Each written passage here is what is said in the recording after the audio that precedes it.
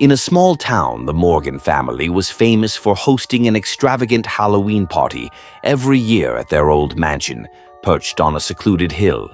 The mansion was built centuries ago and had a Gothic design, making it look eerie and grand.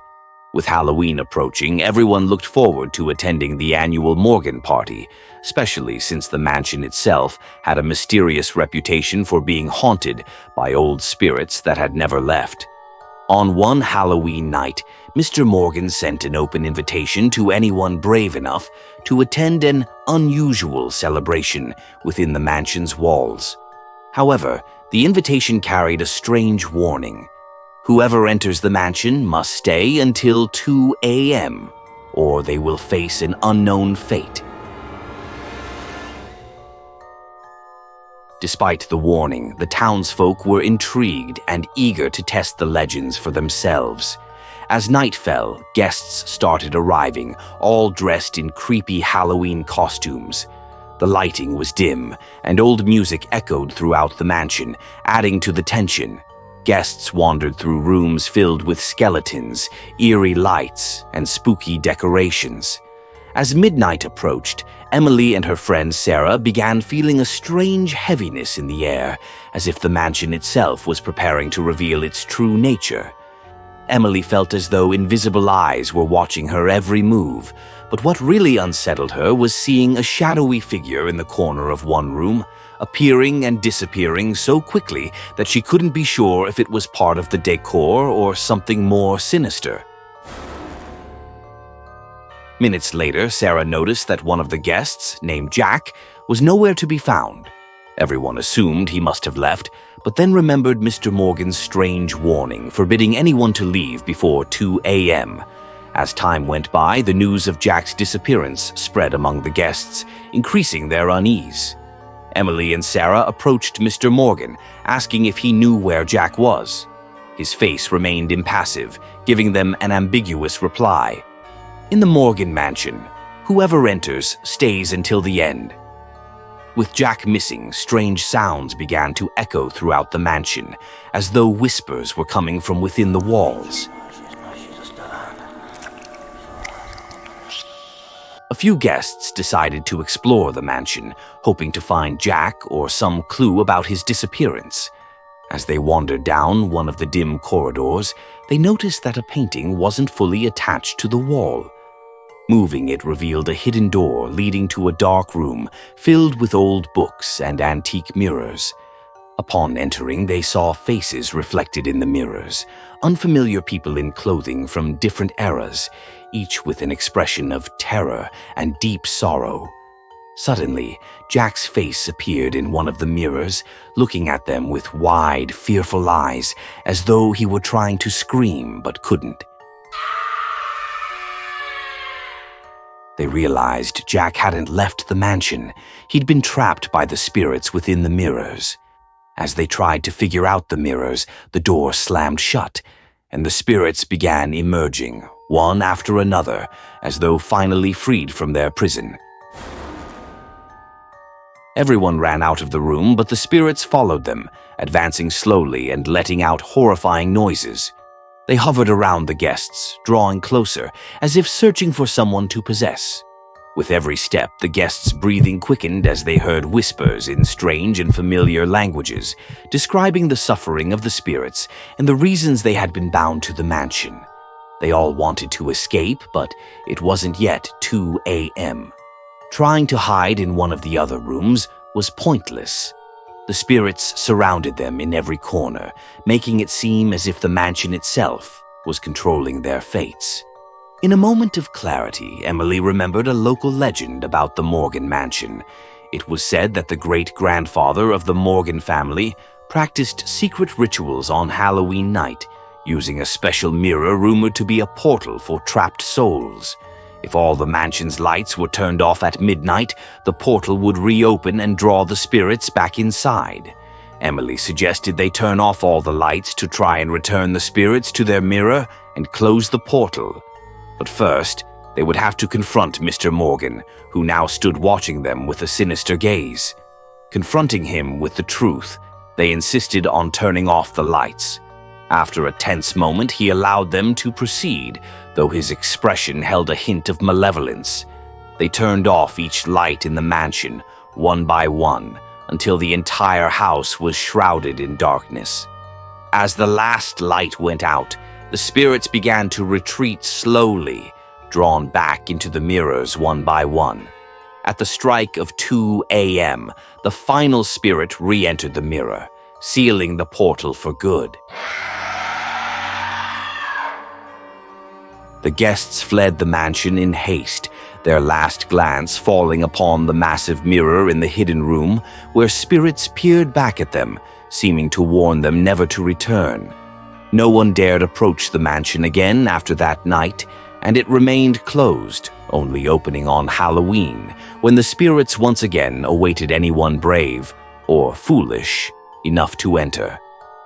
This was the last Halloween party ever held at the Morgan Mansion, and its story became a terrifying legend in the town, a reminder for anyone who dared think of stepping inside that haunted mansion on Halloween night.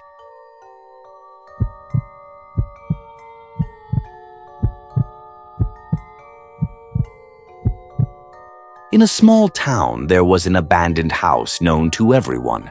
Rumors about it had circulated for decades, with townsfolk saying that on Halloween night, the house's former residents returned from the dead, and the spirits trapped within its walls lay in wait, eager to take revenge or steal the souls of anyone who dared to enter. No one was brave enough to go near, except for one Halloween night, when a group of curious teens decided to break in and see if the stories were true. The three friends arrived at the abandoned house at midnight. The air was cold, and a thick fog surrounded the house, adding to the eeriness. When they reached the worn wooden door, it felt as if an invisible force was trying to keep them out. But they were determined to face their fears, and with a push they opened the door.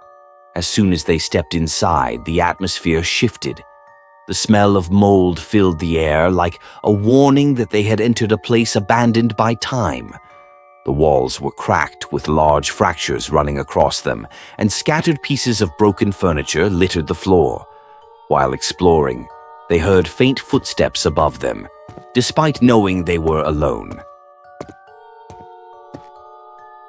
Climbing the stairs to the second floor, they opened the door to the master bedroom, where an old, cracked mirror stood in the corner. One of the friends approached the mirror, and from the reflection he caught a glimpse of a shadowy woman standing behind him. When he turned, there was no one there. His heart pounded in his chest, a creeping feeling of being watched washing over him, though his friends hadn't noticed anything unusual. As they wandered through the house, they began to hear soft whispers, as if multiple people were speaking in a language they couldn't understand. The whispers grew into wails and cries that seemed to come from different voices, making them wonder if they were hearing the souls of the house's long-lost residents. While trying to make sense of it all, a ghostly figure of an elderly man appeared, his face twisted in anger.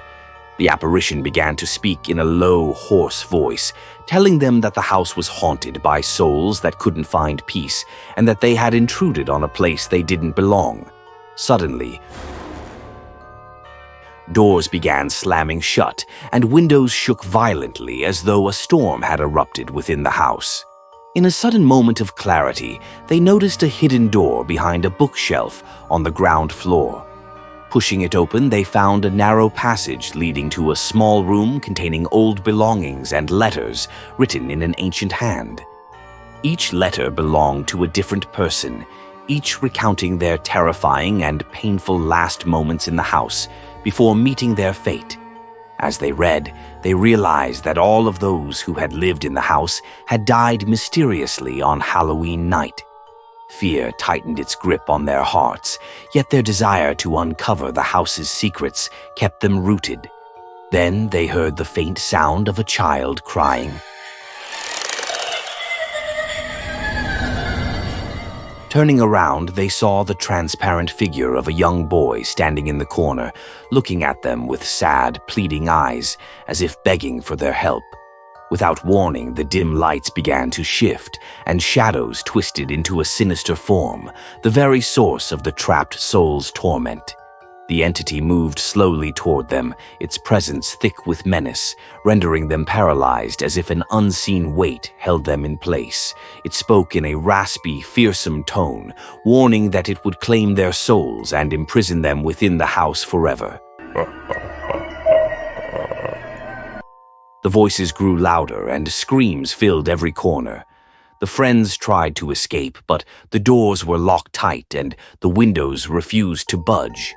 They shouted for help, but there was no one to hear them.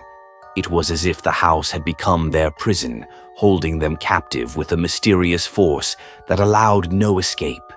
In their moment of desperation, one of them remembered the town's tales about the entity, how it drew its strength from darkness. He pulled out a lighter and began chanting softly, trying to bring light and hope to the place. With each phrase he uttered, the dark figure seemed to weaken and fade, and doors and windows slowly returned to their original state. With renewed strength, they bolted for the main door, running for their lives out of the house. Once outside, they looked back to see the house recede into darkness, as if they had escaped a nightmare that couldn't be explained.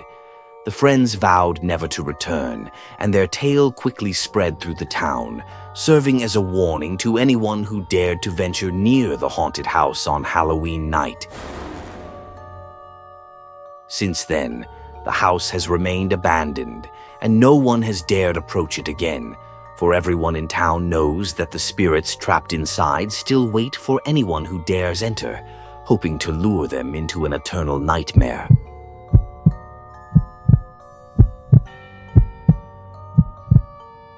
In 2001, a new store opened, selling Halloween masks, and a young boy named Sam bought one to wear at a Halloween party. The mask was strange and unique, resembling a horrifying human face, twisted and smeared with dried blood. When Sam returned home, he decided to try on the mask, but immediately felt a strange prickling sensation, as if the mask was bonding to his face. When he tried to take it off, he realized it was sticking to his skin. His eyes began to burn, and slowly his features began to change, blending with the mask's terrifying expression. Sam's behavior grew erratic as he became increasingly withdrawn, speaking in a low voice to himself as if someone else was speaking through him. His family noticed these changes and tried to persuade him to remove the mask, but he would scream and run whenever they approached. On Halloween night, the situation grew worse as Sam started laughing maniacally, and his face morphed even more to resemble the mask, with sunken black eyes and a twisted grin. The morning after Halloween, Sam was nowhere to be found. After days of searching, his family discovered the mask lying on the ground in the nearby forest. But the mask had changed. It now bore Sam's features as if his face had been absorbed into it. Since that time, no one has dared to buy or wear any masks from that mysterious store. Sam's story became a warning to anyone who bought a Halloween mask. What was once a festive accessory had become a deadly curse, and those who wore it would never be the same.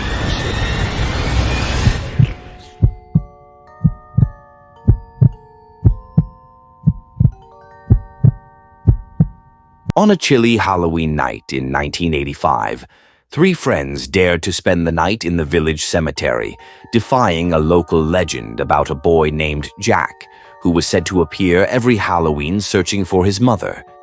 Jack had died tragically years before, and his mother, unable to accept his death, used to sit by his grave every day until she too passed away in the same spot.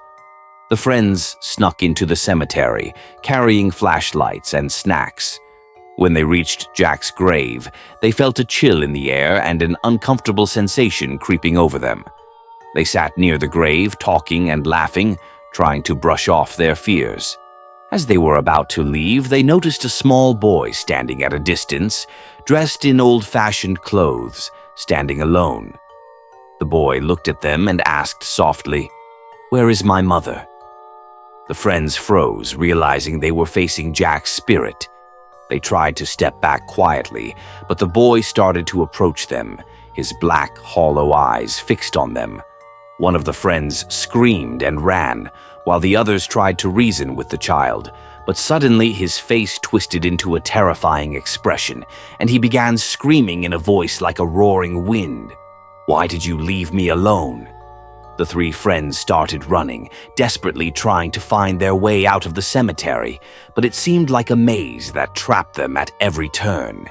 Every time they looked back, Jack drew closer, reaching out his hand, and his voice echoed all around them. Finally, they managed to escape the cemetery, and upon returning to their village, they discovered their clothes were covered in cemetery dirt, as if they had dug their own graves. Since that night, none of the friends dared to go near the cemetery on Halloween. It's said that every Halloween, Jack reappears, wandering the graveyard in search of someone to stay with him in his eternal dark solitude.